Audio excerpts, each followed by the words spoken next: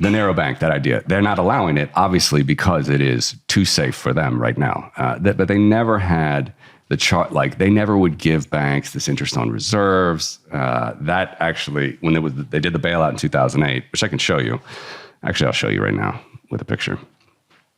So this is a chart. I have my picture typically down here below, not so much white space, but you can see obviously two different monetary epochs. This is the total money supply of the United States, only the United States. I do base money across 50 currencies, but this is only the United States over the last like 60 years. You can see this is one monetary epoch here. I'll take away this and this. It's just money supply, okay? And then you see here 2008. But what's the big thing that happened in 2008? Why the money supply started to explode? It was the explosion of bank reserves to basically bail out the banking system. So if I take away everything else and I just show you bank reserves, which is high-powered money, which is why I have this whale here. It used to... Holy shit. This influences interest rates the most. I think you should probably explain exactly what people bank listening. reserves are. Yeah. So bank reserves are basically basic money along with cash. Okay. Unfortunately, monopolized by the central bank. As I said, it's not good that the state monopolizes this stuff, but the bank reserve and fiat cash, the things that you actually think of, the notes and the coins, although the Federal Reserve only controls notes, other central banks do notes and coins, they make up the monetary base. Okay. So I can look at it from the other side here where I have vault cash. It's basically nothing. The physical cash banks hold in a vault. You barely see the line change. It's light blue there. It's a little bit. You can barely see it. And then what's called M0, or this is the rest of the physical cash that's in society. So this is the entire monetary base. It's basically the Fed's balance sheet. So you see that this exploded here, primarily the bank reserve portion in 2008. What was it? It was just a bailout. Never good. This is the regent in France bailing out his buddies. It's not the air bank freely letting a bank fail, and succeed or fail on their own bottom. And so it ran up when 2008 to about 2014? Yeah.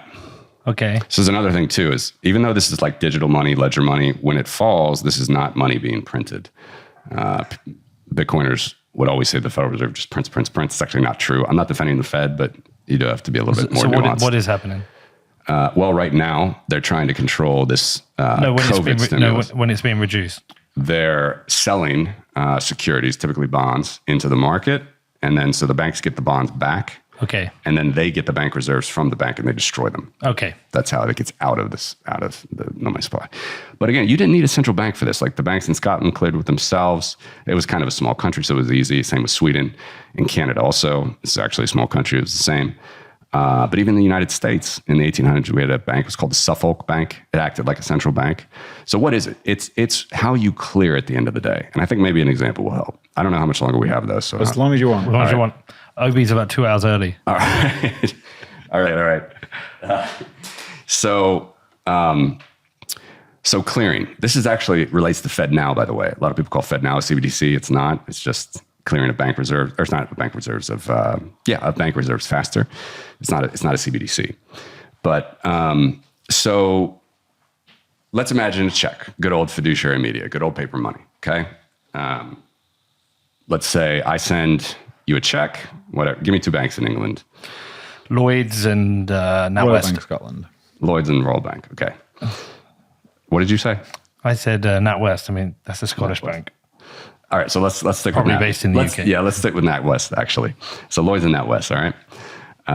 I'm Lloyd's, you're NatWest, I give you a check. It could take some days to clear. It used to take much longer. Now it usually they can get it done in days, the clerks. I mean, you could do it on your phone and whatever, it's even faster, but at least in the US, I'm not sure if you can do it on your phone. Everything's super quick now. Yeah, but do you still have checks in the UK, right? Actual paper checks? I mean, they exist. Yeah. I haven't written one myself in years. And actually, interestingly, I bank with Revolut, which is a branchless bank. Yeah. And I own shares in a company. And I received my dividend as a check. And I can't cash that check. I can't put it into the bank because Revolut don't have branches. They don't accept checks. You can't mail them to them. So they have no check. They have no check service. Yeah.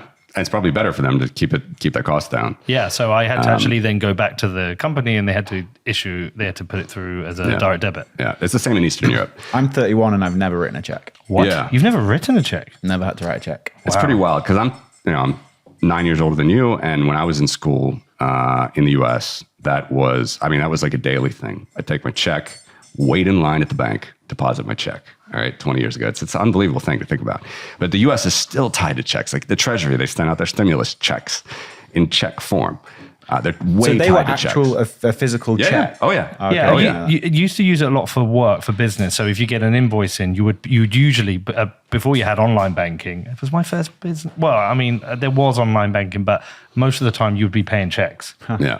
Yeah. So it's totally antiquated. Obviously, the digital world, we don't need it. And with Bitcoin, we don't need it even more. But it's a good example to help you show how bank reserves work. So Lloyd's, NatWest, check, takes a couple days. Now let's multiply this by 1 billion payments or whatever, or how much it goes. And also, let's say I'm Lloyd's, right? Lloyd's has a lot of checks that are making their way into NatWest's coffers, into their tellers. Not in the UK. Let's just imagine this is the US, whatever. I should have used the US bank. Wells Fargo and Bank of America. Let's keep with the NatWest. NatWest has a lot of checks going back into Lloyd's coffers. All right. Where do they clear those? They clear them at the central bank. But does the central bank care about, like, let's say it's £1 billion, whatever. And let's say it's £1 billion coming to you and £1 billion and £1 coming to me. Does the central bank care about those 2 billion in total pounds? No, they'll care about the £1 difference. Yeah. And the £1 difference is this. Okay. That's how they sort it. That's banking. That's clearing at the bank. They don't care about it. It clears on net.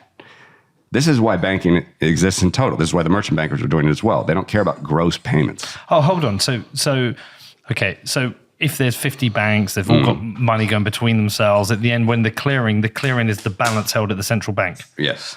I've always wondered how that happened. I always wondered, like, what physically happened at the end of the week. NatWest owed Lloyd's $1 billion, whatever. I wondered, how did that billion get to them?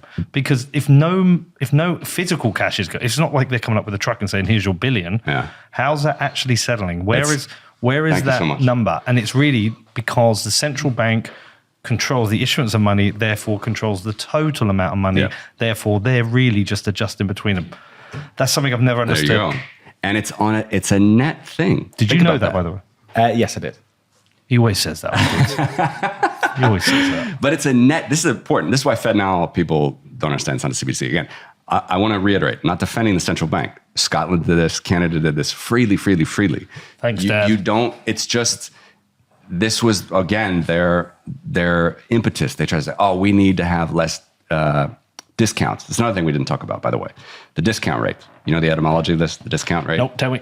All right. So this is like the base rate of the system. This is when the Federal Reserve, they have the discount rate. In the UK, they have it's called bank rate. I believe it's the same analogous thing. It's the base policy rate.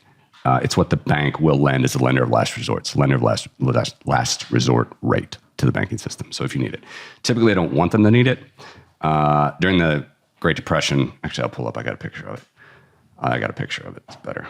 The Federal Reserve lent freely at the discount rate, which they probably shouldn't have done. And they never admitted, of course. So let's zoom in here.